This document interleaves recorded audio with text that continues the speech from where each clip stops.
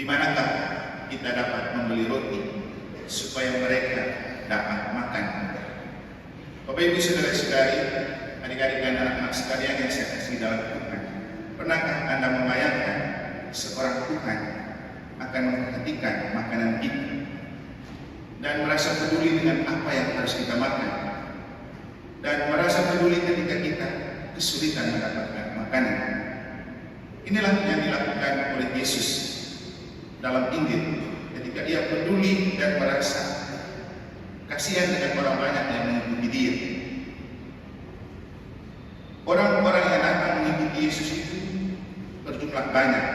Kalau dihitung 5.000 laki-laki, tidak terhitung perempuan dan anak-anak, berarti istri dan anak-anaknya tidak dihitung juga. Maka kalau saja satu laki-laki punya istri satu dan bawa 2 orang anak, tinggal kali sudah berapa orang yang harus dikasih makan dengan modal 5 roti 2 ikan. Maka ketika Yesus berbicara tentang di mana kita bisa membeli roti untuk mereka bisa makan, kita perlu memaknai bahwa kita merasa beruntung punya Tuhan yang peduli dengan kebutuhan makan kita.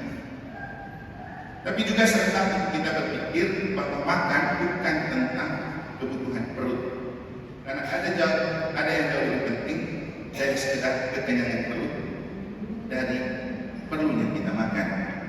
Maka kita perlu melihat jenis makanan kita dan efek dari apa yang kita makan. Biasanya kalau makanan yang membuat orang cepat kenyang itu apa saja? Makanan yang membuat orang cepat kenyang biasanya makan banyak, makan hati. Kalau makan banyak cepat kenyang, kalau makan hati juga tidak perlu makan, pasti kenyang terus. Makanan yang membuat kita cepat lapar itu apa? Kurang makan dan muka makan. Orang yang kurang makan pasti cepat lapar, dan orang yang muka makan tidak pernah kenyang, maunya makan terus. Yang ketiga, jenis makanan yang bisa buat kita bahagia itu apa? Bapak Ibu pernah merasa perlu mencicipi makanan yang membuat kita bahagia melalui makanan yang ada? Apa yang membuat kita bahagia dengan makanan? Jawabannya, kalau kita makan bersama Tuhan dan menikmati makanan itu sebagai berkat dan anugerah Allah. Itulah kenapa kita perlu doa makan. Bukan soal pada saat kita doa makan menunya berubah dan ada mujizat, bukan. Tapi dengan berkat Allah, apa yang duniawi dan jasmani diubah menjadi sukacita dan kebahagiaan. Itulah gunanya doa makan. Bisa juga supaya kalau makan ikan ada tulangnya tidak diserahkan. Tapi yang paling penting supaya Tuhan mengubah apa yang material menjadi surgawi, apa yang duniawi menjadi ilahi. Dan inilah yang dapat kita maknai ketika Yesus sukses mengubah 5 roti dan 2 ikan menjadi kelimpahan. Dalam misa tadi pagi saya mengatakan mereka begini, apakah 2 ikan itu dan 5 roti cukup untuk orang 5.000 laki-laki dan selebihnya? Kitab suci mengatakan itu lebih, tetapi kita bisa membayangkan begini, kira-kira bagaimana Tuhan mengubah 5 roti dan 2 ikan pas untuk katakan 8.000 orang kalau dikali dengan orang-orang lain. Dan bagaimana makanan itu berserakan di halaman dan di padang rumput? Jawabannya, karena Yesus bisa membuat mujizat. Tapi kita bisa menjelaskan secara psikologis dan spiritual dengan begini. Bapak Ibu, kalau Anda ngefans dengan seseorang dan mengidolakan seseorang, katakanlah kalau di Lombok, seandainya Valentino Rossi itu datang MotoGP di sini, dan banyak orang ngefans dengan Valentino Rossi, dia bisa lupa lapar dan lupa makan, yang penting bisa produksi main.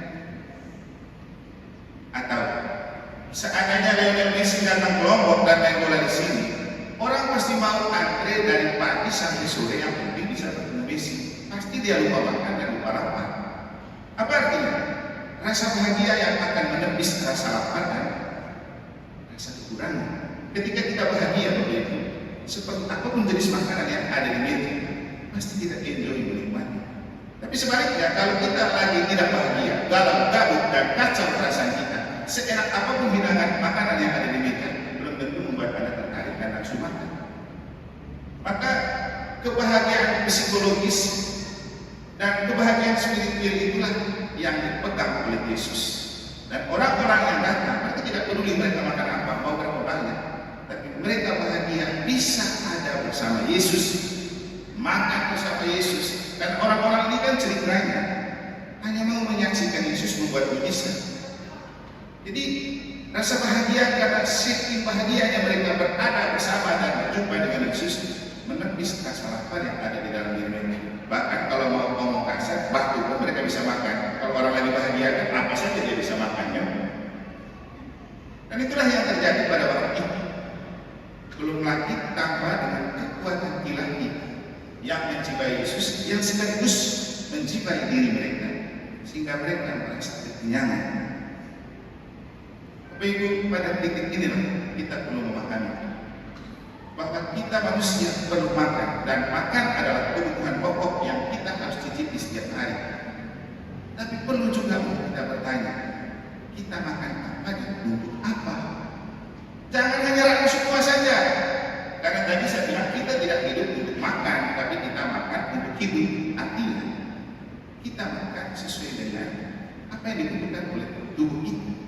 Jangan asal makan, karena kalau asal makan, satu, bisa membuat kita gembrot. Yang kedua, bisa menciptakan banyak penyakit. Tapi kalau kita makan sesuai dengan apa yang dibutuhkan oleh tubuh kita, pasti akan berguna untuk kesehatan. Nah, masalahnya Bapak Ibu, nafsu makan kita tergantung pada konteks. Kalau lagi pesta, makanan dan menunya enak-enak, pasti kita aja mumpung lagi menunya banyak, makannya gratis, makanlah sebanyak-banyaknya, tidak peduli kolesterol naik, asam urat tinggi. Mumpung gratis, mumpung ada. Tapi akan menciptakan resiko seperti yang saya bilang, bahwa waktu kita makan kita rasa kenyang, tapi setelah itu kita bahagia. Bapak Ibu coba tes, makan sampai kenyang, setelah ada kenyang Anda bahagia? Pasti tidak. Tidak tenang antara sesak nafas karena kenyang. Mau tidur juga perut masih besar. Mungkin juga pada saat Anda lagi ngantuk dan mau tidur, tiba-tiba harus ke kamar mandi, tersiksa juga karena makan banyak. Untung kalau makan banyak setelah itu ada di rumah. Kalau Anda sedang di jalan dan sudah makan banyak dan harus ke belakang, bukan dari bisa. Untung kalau pakai pampers. Tapi tidak mungkin kita yang sudah besar begini kemana-mana pakai pampers hanya karena makan banyak. Jadi makanlah apa adanya. Makanlah karena Anda tahu untuk apa Anda makan. Itu penting. Dan orang bilang makan yang bijak adalah makan sebelum lapar, berhenti sebelum kenyang. Itu yang bijak. Karena kalau makan banyak juga terus, setelah itu kita cepat lapar. Dan yang terakhir, makanlah untuk Anda bahagia. Ini penting Bapak, makan untuk bahagia. Tapi juga tidak bisa kita makan dan membahagiakan kalau kita tidak melibatkan Tuhan di dalam. Kalau Tuhan kita libatkan di dalam apa yang kita makan dan menyadari itu sebagai anugerah, itu yang membuat kita makan dengan rasa syukur, walaupun menunya tidak benar. Makan dengan enjoy. Bapak Ibu bisa lihat, setelah Yesus menemukan ada seorang anak yang bawa 5 roti dan 2 ekor ikan, dia bilang, suruh anak itu bawa ke sini. Setelah bawa ke Yesus pada dia bersyukur kepada Tuhan. Coba mensyukuri kekurangan dan keterbatasan itu cari di mana? Kita ini sudah lebih banyak juga, sudah berlimpah juga, tapi tidak pernah merasa bersyukur. Dan itulah yang membuat kita tidak bahagia dan tidak pernah bersyukur dengan merasa cukup dengan apa yang ada. Lalu kemudian membuat kita merasa untung Tuhan tetap menjadi saya, untung Tuhan tetap kasih saya makan. Jadi kalau mau anak makan membahagiakan, hadirlah Tuhan dalam makanan itu dan nikmatilah makanan itu sebagai anugerah istimewa dari Tuhan. Maka kalau itu yang Anda tanamkan di dalam jiwa dan kerohanian, Anda mau makan apa saja itu bukan menjadi persoalan terbesar. Karena makan dengan bahagia akan membuat makanan itu berguna bagi tubuh. Bapak Ibu, coba Anda cek di dalam kitab suci. Hampir kita tidak temukan kitab suci bercerita tentang Yesus makan berapa kali sehari. Yesus makan apa? Tidak ada. Tapi Yesus hidup juga, bisa jalan dari tempat ke tempat, bisa melayani banyak orang. Terus makannya kapan dan di mana? Tentu sebagai seorang manusia, Yesus makan, Yesus minum, tapi itu tidak terlalu penting diceritakan di dalam kitab suci. Karena yang paling penting adalah karya-karya yang menyelamatkan.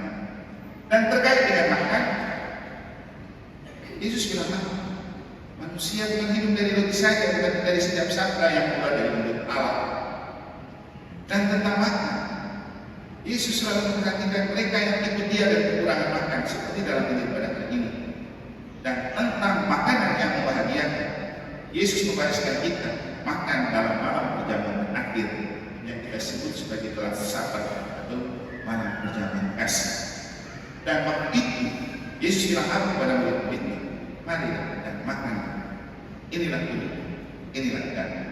Lakukanlah ini sebagai kenangan akan datang.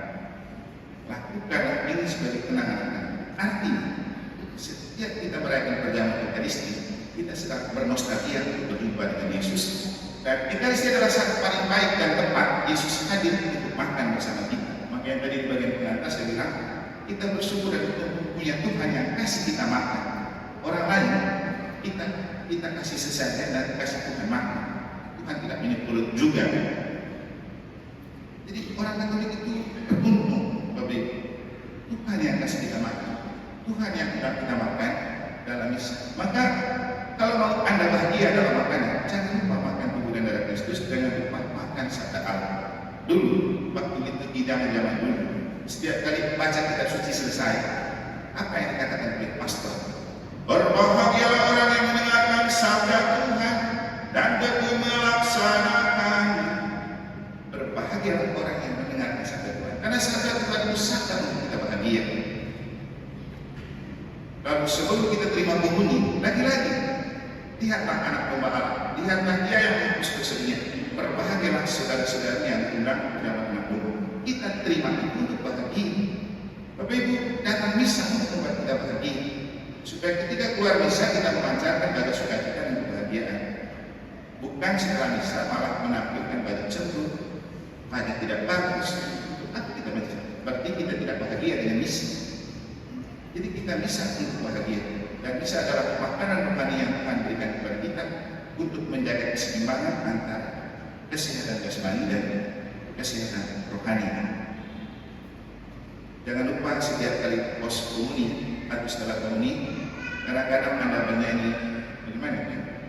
Makan minumlah tawaran dari Allah, tanda kasihnya kepada Tuhan. Hanya kasih yang bisa membuat Anda bahagia. Hanya makan dalam kasih yang membuat kita kenyang dan bahagia. Jangan lupa Anda berdoa sebelum dan setelah makan, karena ketika Tuhan hadir dalam makanannya dan dalam saat makan, dia akan diubah menjadi sumber kebahagiaan dalam hidupmu. Semoga Tuhan memberkati.